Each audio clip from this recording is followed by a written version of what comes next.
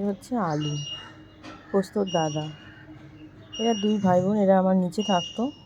বারবার হুলুরা বিরক্ত করতো পাড়া থেকে এসে, তাই এদের আমি নিয়ে এসেছি। একবার একটা রাস্তার কুকুরের পা ভেঙে দিয়েছিল, তারপর ও 7 দিন নিখোঁজ ছিল। অ্যাকচুয়ালি নিচে আমার অনেক বিড়াল খায়, 20-25টা বিড়াল খায়। অনেকে মারা যায়, তাদের আমি ভ্যাকসিন করাই, পারলে কাউকে নিউটার করে। অ্যাকচুয়ালি সব বিড়াল তো ধরা দেয় না, এরা ধরা দিয়েছিল। এদেরকে নিয়ে এসেছিলাম, নিয়ে এসে রেখেছি। ভীষণ মাঝে মধ্যেই বাইরে বেরিয়ে যেতে চায়, তো যতবার বেরিয়ে গেছে তারপর 10 দিন 15 দিন আসেনি। একবার 28 দিন পরে এসেছিলো, তখন ওর এত শরীর খারাপ ছিল, ওর একটা লাং এখনও কাজ করে না। তারপর থেকে আমি এরকম ওকে পুরো উইন্টারটা এরকম কোজি বেডের মধ্যে রাখি, আর এরকম রোদ খাওয়াই, সকালটা পুরো রোদেই থাকে।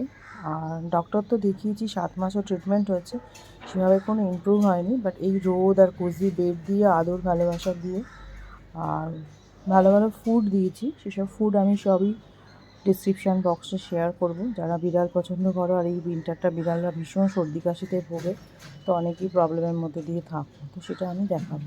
দেখছো কীরকম ওরা রোদের মধ্যে থাকতে ভালোবাসে। এখন পুরো 12টা 12:30 পর্যন্ত এরকম রোদে থাকবে। তারপর ওই যে ভিটামিনটা বললাম, ওই ভিটামিনটা আমি ওদের সবাইকে 2 চামচ করে দেবো।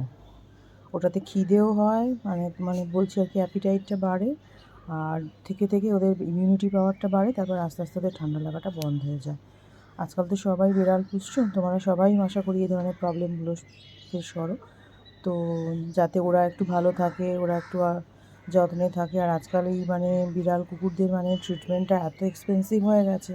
আর আমরা মোস্ট অফ দ্য পিপল যারা অ্যানিমেল পছন্দ করি, অ্যানিমাল লাভার, তারা এরকম রেস্কিউ করে আনি, খুব বিপদে পড়ে যায়। তো একটু আধটু যদি আমরা নিজেদের মধ্যে যেগুলোতে ওদের উপকারে শেয়ার করি, তাহলে মনে হয় সবাই আরও ওদের আশ্রয় দিতে পারবে, ওদের কাছে নিয়ে এসে ওদের যত্ন করে ওদের জীবনটা সেভ করতে পারে। আমি এই ভিটামিনের নামটা পরে শেয়ার করব।